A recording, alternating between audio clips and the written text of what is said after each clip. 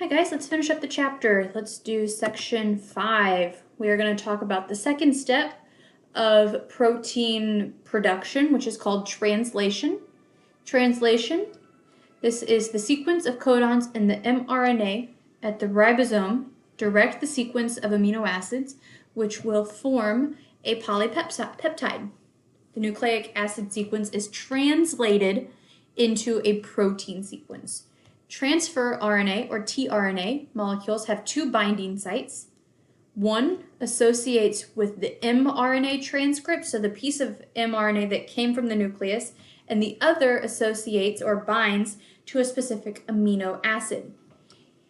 Each type of the 20 amino acids in proteins associates with one or more of the 64 types of tRNA. So each anticodon, which is similar to a codon that is found in the tRNA, there are 64 possible ones, and each one is grouped with one specific amino acid. The Wobble hypothesis predicts that the third position of the tRNA anticodon doesn't obey the AUCG configuration rule and can be variable, which we're going to talk a little bit more about that. Translation is when an mRNA transcript associates with the rRNA, which remember is ribosomal RNA of a ribosome in the cytoplasm, or a ribosome associated with the rough endoplasmic reticulum. So it happens in a ribosome, basically. The ribosome reads the information in the transcript. Remember, the transcript is the messenger RNA strand. And the ribosome directs various types of transfer, or tRNA, to bring together specific amino acids. The tRNA specified is determined by the code being translated in the mRNA transcript. So this is just a broad overview. We're going to get into more detail. tRNA molecules come in 64 different kinds. They're all very similar, except that one end bears a specific triplet of the 64 possible called an anticodon. The other end binds with a specific amino acid type. tRNA synthetases, that's a hard word to say, attaches the correct amino acid to the correct tRNA molecule. All tRNA molecules with a specific anticodon will always bond with the same amino acid. Here we have a tRNA molecule. Here is a rendering of it that's a little bit easier to follow, but this is what the atoms actually look like that make it up. So it kind of looks like a T. So you can understand why it's called a tRNA molecule. It is held together by hydrogen bonds. Down here we have our anticodon, which is similar to a codon. It's a sequence of 3 nucleotides.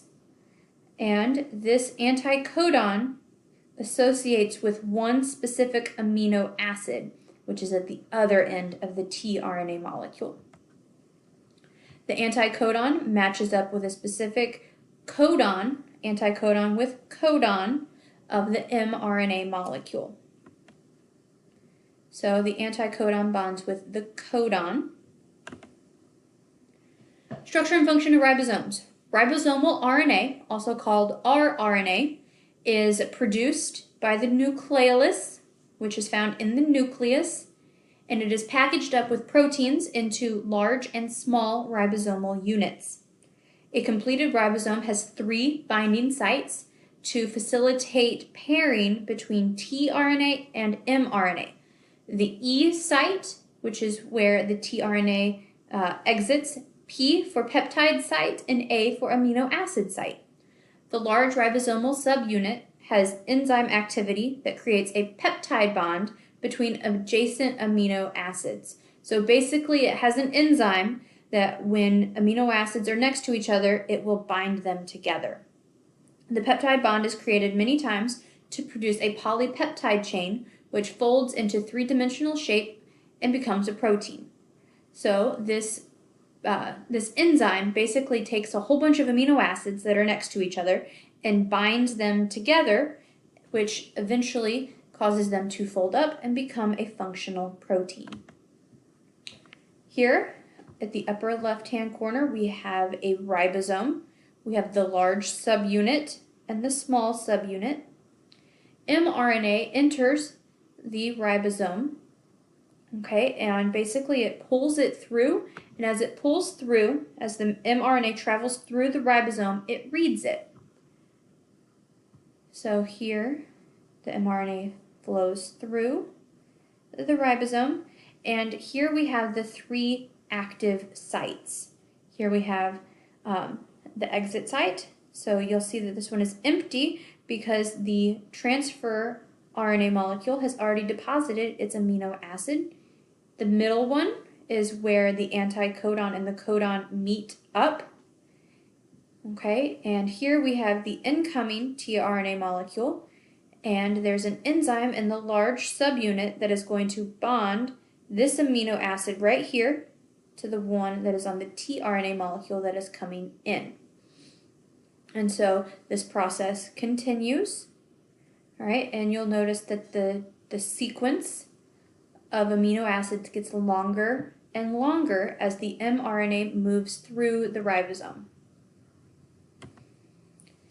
Initiation. Components necessary for initiation are small ribosomal unit.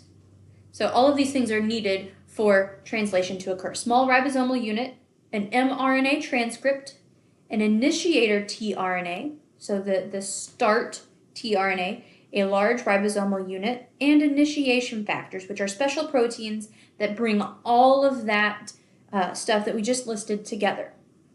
The initiator tRNA always, every single time has the UAC anticodon. And it always carries the amino acid methionine, which is capable of bonding to the P site. Okay, so it has to be this one for translation to begin. A small ribosomal unit attaches to the mRNA transcript.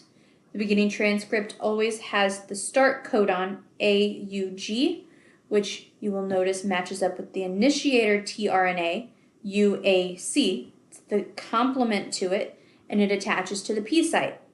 And a large ribosomal subunit joins the small subunit. So basically all the parts of the ribosome come together.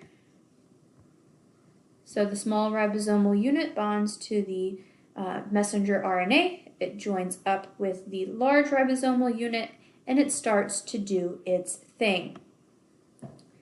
Elongation refers to the growth in length of the polypeptide. So remember, those amino acids are being bonded together by that enzyme. RNA molecules bring their amino acid to the ribosome. So the tRNA bring the amino acid to the ribosome.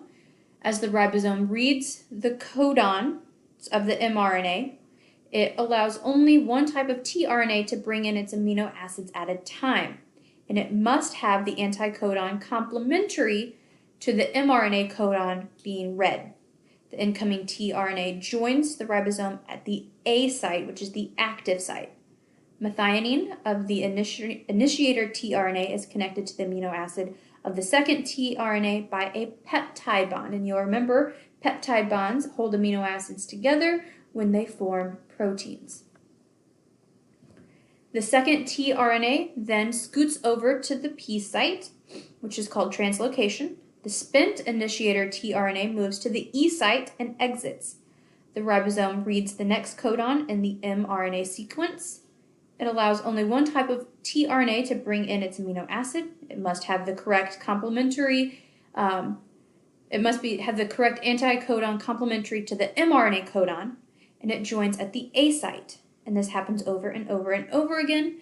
The dipeptide on the second amino acid is connected to the amino acid on the third by another tRNA molecule by a peptide bond. So basically, the mRNA strand gets read, the correct tRNA codon or anticodon joins in, and the amino acids bond together to make the protein. So here we have a picture of our elongation process. So the correct anticodon moves in, and a peptide bond forms between the two amino acids. and everything shifts down one. Okay, this spent tRNA leaves the ribosome. The one in the A site moves to the P site. Another tRNA comes in, and the process continues. Termination. The previous tRNA moves to the P site. The spent tRNA moves to the E site, and eventually the ribosome will read the stop codon at the end of the mRNA sequence. It's either UAA, UAG, or UGA. Okay, it doesn't code for a specific amino acid. All right, so they don't code for an amino acid. There's no amino acid. It's stop. That lets the RNA, tells it to stop. Okay, it says, hey, ribosome, we're done. A protein called a release factor binds to the stop codon, and it cleaves the polypeptide from the last tRNA molecule. Basically, it cuts it off. The ribosome then releases the mRNA, and the two parts of the ribosome break apart. And the same molecule of messenger RNA can be read by another ribosome. So here's the process of termination. The release factor binds to the stop codon, and it says, okay guys, you're done, go on. And it breaks the ribosome apart. The messenger RNA then goes and finds another ribosome, and the process continues again. So here we have a diagram showing the whole process.